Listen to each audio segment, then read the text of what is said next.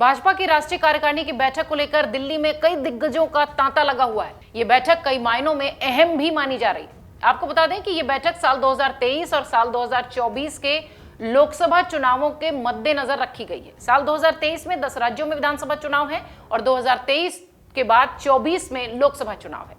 इस बैठक में जेपी नड्डा ने आगामी चुनावों पर ध्यान देने की बात कही और इस रिपोर्ट में हम आपको यही बताएंगे कि जेपी नड्डा ने क्या कुछ कहा, जिस पर पार्टी के कार्यकर्ता खासा एक्टिव हो गए। जेपी नड्डा ने कैसे बताया कि बूथ पर क्या काम करना है और राष्ट्रीय कार्यकारिणी के क्या कुछ काम है। इस महत्वपूर्ण संगठनात्मक बैठक में बीजेपी के राष्ट्रीय अध्यक्ष जेपी नड्डा के कार्यकाल को विस्तार भी मिल सकता है, ऐसी खबरें हैं। इसके साथ ही चुनावों के लिए पार्टी की रणनीति पर भी विचार विमर्श यहां हो रहा है। राष्ट्रीय कार्यकारिणी बीजेपी की सर्वोच्च इकाई है। सभी बड़े फैसले इसकी बैठकों में होते हैं।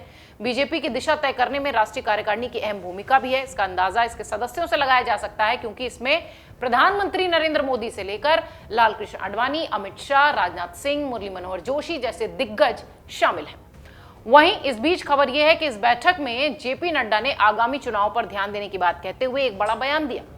पूर्व केंद्रीय मंत्री और वरिष्ठ बीजेपी के नेता रविशंकर प्रसाद ने यह कहा कि पार्टी के राष्ट्रीय अध्यक्ष ने सभी का आह्वान किया कि 2023 हमारे लिए बहुत जरूरी है, क्योंकि इस साल 10 राज्यों में चुनाव होने हैं। उन्होंने सभी को कमर कस के तैयार रहने के लिए कहा और यह भी कहा कि हमें एक भी चुनाव हारना नहीं है। उनका स्पष्ट संदेश था कि एक भी राज्य का चुनाव हम नहीं हारेंगे, सभी राज्यों में हमें जीत दर्ज करनी है।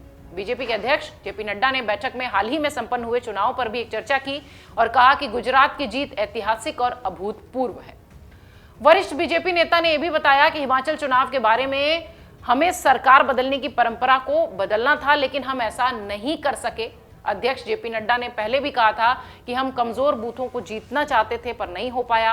देश भर के 100 लोकसभा क्षेत्रों में 72,000 बूथ फिलहाल चिन्हित किए गए हैं जहां बीजेपी कमजोर है।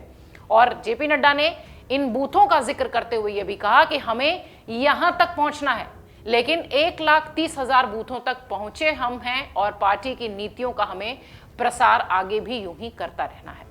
उन्होंने आगे कहा कि दयानंद सरस्वती की 200 वर्ष की जयंती पर 13 फरवरी को एक विशाल कार्यक्रम भी आयोजित होगा। सरस्वती जी के आदर्शों पर हमें चलना है। प्रधानमंत्री के नेतृत्व में देश में अंतिम छोर पर खड़े व्यक्ति को सशक्त करने का कार्य भी किया गया है और किया जाएगा। जेपी नड्डा ने अपने संबोधन में आगे कहा कि पीएम मोदी के नेतृत्व में 220 करोड़ से अधिक खुराक प्रदान करने वाले टीकाकरण कार्यक्रम का उदाहरण देते हुए न्यू इंडिया कार्य संस्कृति पर भी हमने बहुत अच्छा काम किया है। इधर रविशंकर प्रसाद ने कहा कि गुलामी के दुर्भाग्यपूर्ण अतीत को समाप्त करते हुए 75 साल तक चले राजपथ को बदलने का काम हमने किया और हमने राजपथ को कर्तव्य पथ किया। अपनी परंपराओं पर गर्व करते हुए काशी कॉरिडोर बना, महाकाल लोक बना, केदारनाथ का वैभव पुनर्स्थापित हुआ और अब राम मंदिर बन रहा है। जेपी नड्डा आगे कहते हैं कि भारत ब्रिटेन को पछाड़कर दुनिया की 5वीं सबसे बड़ी अर्थव्यवस्था बनकर उभरा। इतना ही नहीं, हम मोबाइल फोन के दूसरे सबसे बड़े निर्माता भी बन गए और भारत में उपयोग किए जाने वाले 95% से अधिक mobile phones made in India हैं।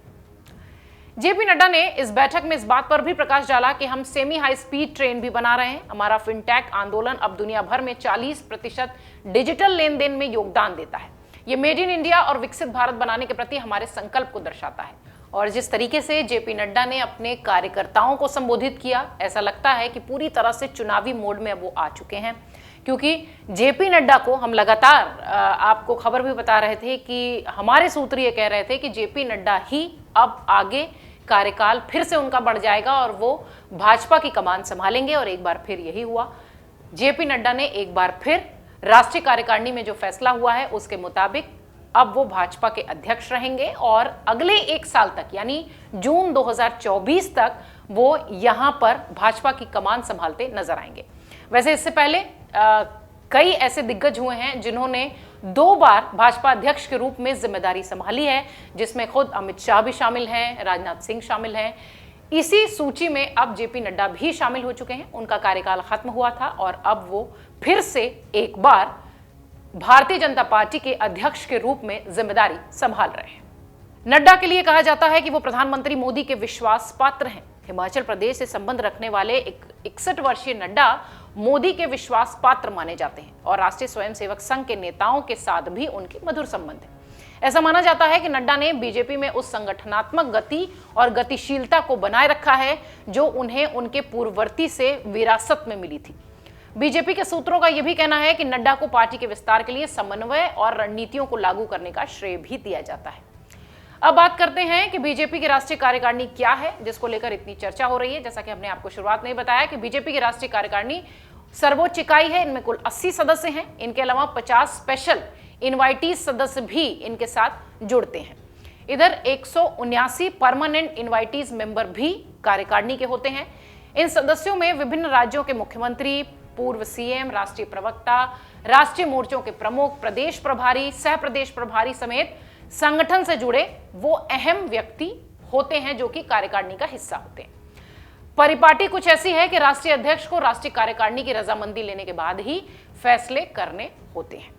फिलहाल दिल्ली में 2 दिवसीय भाजपा की राष्ट्रीय कार्यकारिणी की बैठक चल रही है, जिसके बाद माना जा रहा है कि बड़े और अहम फैसले निकलकर सामने आएंगे। डाउनलोड करें अमर उजाला ऐप और पाएं खबरें लगातार। अगर आप ये वीडियो YouTube पर देख रहे हैं तो हमारे चैनल को सब्सक्राइब करें और बेल आइकन को दबाना ना भूलें। अगर आप Facebook पर ये वीडियो देख रहे हैं तो हमारे पेज को लाइक करें।